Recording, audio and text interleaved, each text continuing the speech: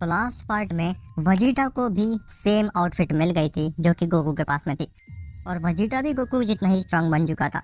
और हमें ये भी पता चला था कि वो आउटफिट किसी बीइंग ने जानबूझ के अर्थ पे भेजी है, क्योंकि उसके पीछे उनका कोई रीज़न है।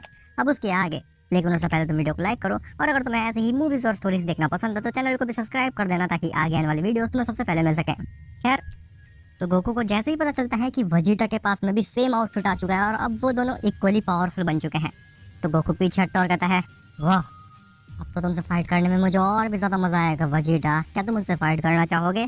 वजीटा कहता है, हाँ क्यों नहीं, मैं तो रेडी हूँ, तुम किसी भी वक्त मेरे ऊपर हमला कर सकते हो काकारोट। तो गोकू कहता है, नहीं वजीटा, हम लोग यहाँ पे ट्रेनिंग नहीं करेंगे। जैसे कि तुम देख सकते हो कि ये मेरा फार्म है, अगर हमने यहाँ पे फाइट की तो मेरा पूरा फार्म ही ख़राब हो जाएगा, और मैं तुम्हारे जितना अमीर नहीं हूँ कि अपना फार्म ख़राब होना मैं अफोर्ड कर सकूँ। इसीलिए बेटर है कि वजीटा हम लोग हाइपरबोलिक टाइम चेम्बर में जाकर के फ़ाइट करें। वजीटा कहता है, हाँ ठीक है, मैं तुम्हारी भावनाओं को समझ सकता हूँ काकारोट। इसके बाद गोकू वजीटा दोनों ही चले जाते हैं हाइपरबोलिक टाइम चेम्बर में ताकि वहाँ पे वो फाइट कर सकें। खैर, वहीं दूसरी तरफ जेनो और ग्रैंड प्रीस्ट ये दोनों ही सबसे पहले पहुँचते हैं वीरस के प्लानट पे। वीरस और वीस जेनो ग्रैंड प्रीस्ट को देख करके शॉक हो जाते हैं। वीरस कहता है, लॉर्ड जेनो, आपका अचानक से यहाँ पे कैसे आना हुआ? क्या मुझसे कोई काम है आपको? तो जेनो कहता है, हाँ, मुझे तुमसे और वीस दोनों से ही बहुत ही इम्पोर्टेंट काम है। वीस कहता है, जी लॉर्ड जेनो, बताइए आखिर मैं आपकी क्या मदद कर सकता हूँ? तो ग्रैंड प्रीस्ट कहता है, वीस, गोकू को अभी एक आउटफिट मिली है जिसे पहनने के बाद में वो एक्सट्रीमली स्ट्रांग बन चुका है, इतना ज़्यादा स्ट्रांग कि हम भी उसके नज़दीक तक नहीं पहुंच पा रहे हैं। हमें ये डर है कि कहीं पे गोकू कोई गलत कदम ना उठा ले और वो मॉर्टल्स को मारना शुरू ना कर दे, क्योंकि पावर्स के साथ साथ में मॉर्टल्स के पास में ओवर कॉन्फिडेंस और एक एरोगेंस आ जाता है। उनको लगता है कि वो मल्टीवर्स को रूल कर सकते हैं।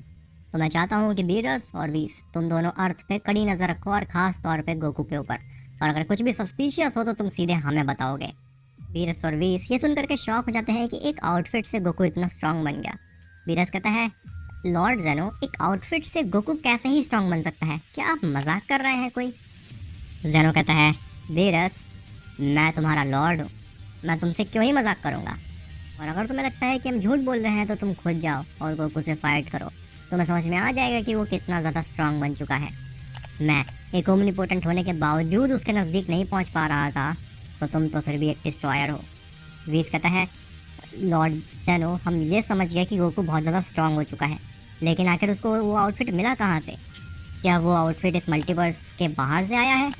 जेनो कहता है, उस बारे में तो मुझे भी नहीं पता है वीस, मैं और ग्रैंड प्रीस्ट अभी अपने पैलेस में जाकर के वही फिगर आउट करने वाले हैं कि आखिर ये आउटफिट आया कहाँ से हो सकता है, क्योंकि मुझे इस आउटफिट के बारे में बिल्कुल भी क्लू नहीं है, या फिर कोई भी आइडिया नहीं है कि आउटफिट कहाँ से आया होगा, और केवल एक आउटफिट की वजह से गोकू इतना स्ट्रांग कैसे बन सकता है? वीस कहता है, लॉर्ड जेनो, आप बिल्कुल चिंता मत करिए, मैं और लॉर्ड वीरस अभी जाते हैं अर्थ पे और उस गोकू के ऊपर कड़ी निगरानी रखते हैं। जिसके बाद जेनो और ग्रैंड प्रीस्ट निकल जाते हैं अपने पैलेस के लिए। खैर, वहीं गोकू और वजीटा जैसे ही हाइपरबोलिक टाइम चेम्बर के अंदर पहुंचते हैं, वो लोग बहुत ही ज़्यादा एक्साइटेड होते हैं एक दूसरे से फाइट करने के लिए। वजीटा कहता है, काकारोट, तुम्हें याद है ना रूल्स, तुम्हें किसी भी फॉर्म में ट्रांसफॉर्म नहीं होना है। गोकू कहता है, हाँ वजीटा, मुझे पता है, क्या अब हम फाइट स्टार्ट कर सकते हैं? वजीटा कहता है, हाँ क्यों नहीं काकारोट, बेशक। जैसे ही गोकू और वजीटा की फाइट स्टार्ट होती है, वो हाइपरबोलिक टाइम चेम्बर ट्रम्बल करने लगता है। गोकू और वजीटा एक दूसरे के ऊपर पंचेस मार रहे होते हैं, लेकिन दोनों को ही पंचेस एक दूसरे को नहीं लग रहे होते। उन दोनों के पास में ही शील्ड आने के बाद में वो बहुत ही ज़्यादा स्ट्रांग बन चुके थे, और ना वजीटा गोकू को टच कर पा रहा था ना गोकू वजीटा को। तभी अचानक से गोकू और वजीटा का जो पंच होते हैं वो आपस में क्लैश कर जाते हैं, और सिर्फ उस पंच के क्लैश से इतनी बड़ा शॉक वेव और एनर्जी ब्लास्ट निकलता है कि पूरा हाइपरबोलिक टाइम चेम्बर ही क्रैक कर जाता है और डिस्ट्रॉय कर जाता है। गोकू और वजीटा उस हाइपरबोलिक टाइम चेम्बर से बाहर आ जाते हैं। उन दोनों का केवल पंच ही क्लैश हुआ होता है और पूरा हाइपरबोलिक टाइम चेम्बर ही डिस्ट्रक्ट कर जाता है। तुम समझ सकते हो कि उनके पंच में कितनी ज़्यादा पावर होगी। खैर, गोकू वजीटा से कहता है, वजीटा, मुझे लगता है कि अर्थ सेफ प्लेस नहीं है फाइट करने के लिए हमारे। अगर हम अर्थ पे फाइट करेंगे तो हो सकता है हमारे फाइट के दौरान ही अर्थ डिस्ट्रॉय हो जाए, इसीलिए बेटर है अगर हम लोग फाइट ना करें। वजीटा कहता है, तुम ठीक कह रहे हो काकारोट, मुझे भी ऐसा ही लगता है। अगर हम थोड़ी देर और फाइट करते तो हो सकता था कि पूरी अर्थ डिस्ट्रॉय हो जाती। तभी वहाँ पे बीरस और वीस भी आते हैं। गोकू कहता है, ओ लॉर्ड बीरस, लॉर्ड वीस, आपका यहाँ पे कैसे आने हुआ? आपने तो सरप्राइज दे दिया हमें। वीस कहता है, हम तो कैप्सूल कॉर्प की तरफ जा रहे थे, लेकिन तभी हमें अचानक से एक अजीब सी की महसूस हुई और हमें समझ में आ गया कि यह की और किसी की नहीं बल्कि तुम्हारी ही हो सकती है। जिसके बाद हम सीधे यहाँ पे आ गए और हमारा शक एकदम ठीक था, वो की तुम्हारी ही थी। बीरस कहता है, आखिर तुम दोनों क्या कर रहे थे जो कि तुम्हारी इतनी खतरनाक की हमें सेंस हुई? Goku, Vegeta? तो गोकू कहता है, कुछ नहीं लॉर्ड बीरस, हम तो बस फाइट कर रहे थे। हमें नहीं पता था कि हम इतने ज़्यादा स्ट्रांग हैं कि हमारे एक पंच क्लैश से ही पूरा हाइपरबोलिक टाइम चेंबर डिस्ट्रॉय हो जाएगा। वीस कहता है, खैर गोकू, लॉर्ड ज़ेनो ने तुम्हारी शिकायत की है। उनका कहना है कि तुम्हारे पास एक आउटफिट है जिससे तुम एक्सट्रीमली पावरफुल बन चुके हो और तुमसे खतरा है पूरे मल्टीवर्स को। गोकू कहता है, पहली चीज़ लॉर्ड वीस, मुझसे पूरे मल्टीवर्स को क्या ही खतरा हो सकता है? मैं तो पूरे मल्टीवर्स का रक्षक हूँ। और दूसरी चीज़ कि आपको आधी चीज़ पता है। बीरस कहता है, आधी चीज़ पता है? आखिर कहना क्या चाह रहे हो? तो गोकू कहता है, लॉर्ड वीस, लॉर्ड बीरस, केवल मेरे पास ही शील्ड नहीं है, अब वजीटा के पास भी एक शील्ड आ चुकी है। बीरस कहता है, क्या तुम्हारे पास भी एक शील्ड आ चुकी है? ये सब क्या चल रहा है? आखिर ये शील्ड आ कहाँ से रही है तुम्हारे पास में? तभी बीरस गोकू के ऊपर एक पंच मारने की कोशिश करता है ताकि वो देख सके कि क्या वाकई में एक आउटफिट चेंज करने की वजह से गोकू स्ट्रांग बन गया। तो वाकई में बीरस का पंच गोकू के नज़दीक भी नहीं जा पा रहा होता, मानो कि एक इनविजिबल शील्ड है जो कि बीरस के पंच को आगे जाने से रोक रही हो। बीरस कहता है, वो गोकू, आखिर ये कैसी आउटफिट है? मेरा पंच तुम्हारे बॉडी के नज़दीक क्यों नहीं जा पा रहा? तो गोकू कहता है, लॉर्ड बीरस, अब मैं वो गोकू नहीं रह गया जिसे आप आसानी से छू सके या फिर मार सके। अब मैं काफ़ी ज़्यादा स्ट्रांग हो चुका हूँ, इवन लॉर्ड ज़ेनो भी मुझे टच नहीं कर पा रहे थे, तो आप तो सिर्फ एक मामूली से डिस्ट्रॉयर हैं। बीरस कहता है, गोकू, तुम ये चीज़ याद रखो कि मैं अभी भी इस यूनिवर्स का डिस्ट्रॉयर हूँ और तुम एक मामूली से मॉर्टल। मैं चाहूँ तो अपनी हकाई पावर से तुम्हें इरेज भी कर सकता हूँ। गोकू कहता है, तो फिर करके देख लीजिए लॉर्ड बीरस। बीरस अपना हाथ आगे करता और कहता है, हकाई।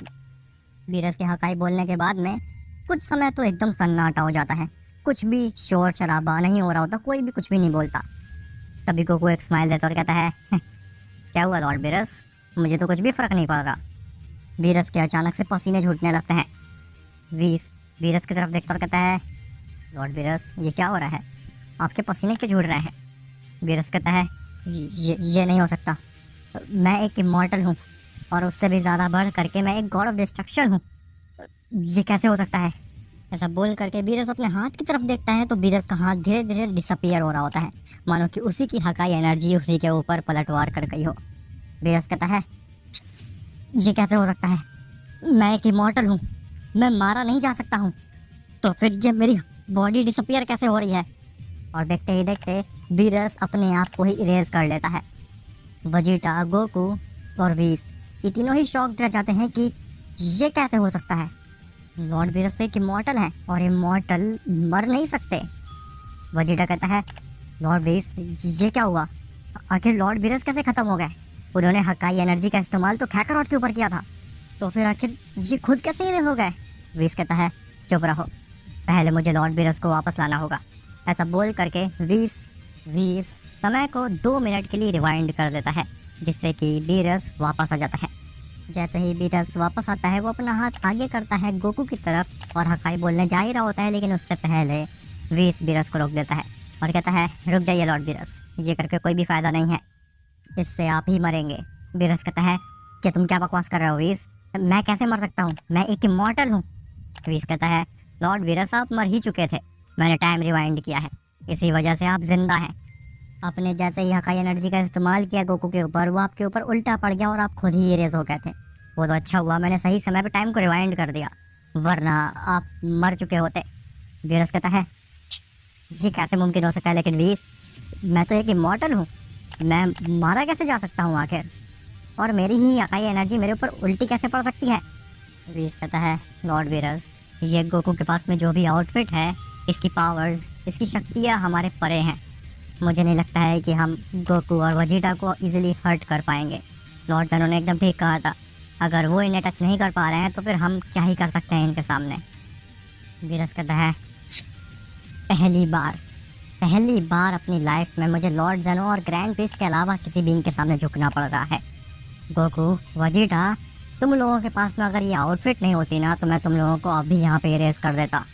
मुझे बहुत ज़्यादा गुस्सा आ रहा है। वीस, मुझे अपने प्लेनेट में ले चलो जल्दी से, मुझे इनका मुंह भी नहीं देखना है। वीस कहता है, लॉर्ड वीरस, आप अपना मूड बिल्कुल भी ख़राब मत कीजिए। भले ही आप गोकू और वेजिटा को अभी नहीं हरा सकते हैं, लेकिन रॉ पावर में तो आप इनसे ज़्यादा स्ट्रांग हैं ही ना, तो फिर आपको ज़्यादा सोचने की क्या ही ज़रूरत है। मैं तो ये सजेस्ट करूँगा कि हम लोग अर्थ का फूड एंजॉय करते हैं, जिससे कि आपका मूड भी ठीक हो जाएगा और हम इन दोनों के ऊपर नज़र भी रखते रहेंगे, खास करके अर्थ के ऊपर भी। वीरस कहता है, वैसे बात तो तुम्हारी ठीक है वीस, चलो मुझे जल्द से ले चलो, वैसे भी मुझे काफ़ी तेज़ी भूख लग रही है। जिसके बाद वीरस को लेकर के वहाँ से चला जाता है। खैर, वहीं दूसरी तरफ ज़ेनो के पैलेस पे ज़ेनो और ग्रैंड प्रीस्ट काफ़ी देर तक तो सोचते रहते हैं और ये फिगर आउट करने की कोशिश करते रहते हैं कि आखिर वो चीज़ है क्या, वो आउटफिट आया कहाँ से। तभी वहाँ पे अचानक से एक सेलेस्टियल आता है। ज़ेनो और ग्रैंड प्रीस्ट उस सेलेस्टियल को देख करके कंफ्यूज होते हैं। ज़ेनो कहता है, आखिर तुम कौन हो? तो सेलेस्टियल कहता है, मैं वो जवाब हूँ जिसका सवाल तुम्हारे दिमाग में घूम रहा है। मुझे पता है तुम उस आउटफिट के बारे में जानना चाहते हो ना, जो कि तुम्हारे मल्टीवर्स के 2 मॉर्टल्स को मिला है। आखिर वो आउटफिट आया कहाँ से और वो इतना शक्तिशाली कैसे है आउटफिट? तुम यही सोच रहे हो ना ज़ेनो? मुझे सब पता है तुम्हारे बारे में, तुम्हारे मल्टीवर्स के बारे में।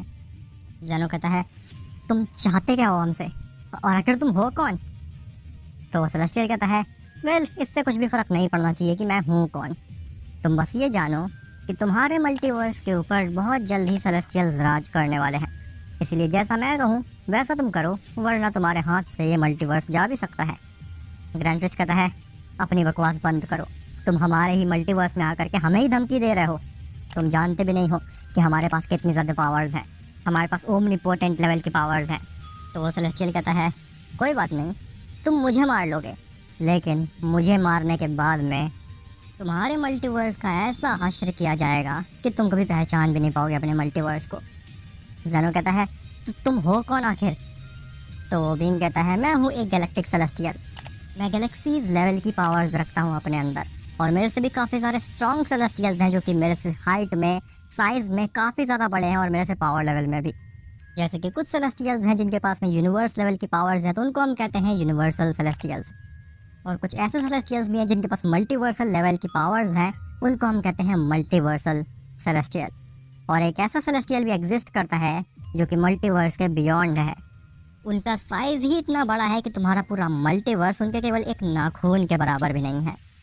तो जान लो कि वो बियॉन्ड मल्टीवर्सल सेलेस्टियल कितने ज़्यादा स्ट्रांग होंगे, वो तुम्हारी कैसी हालत कर देंगे।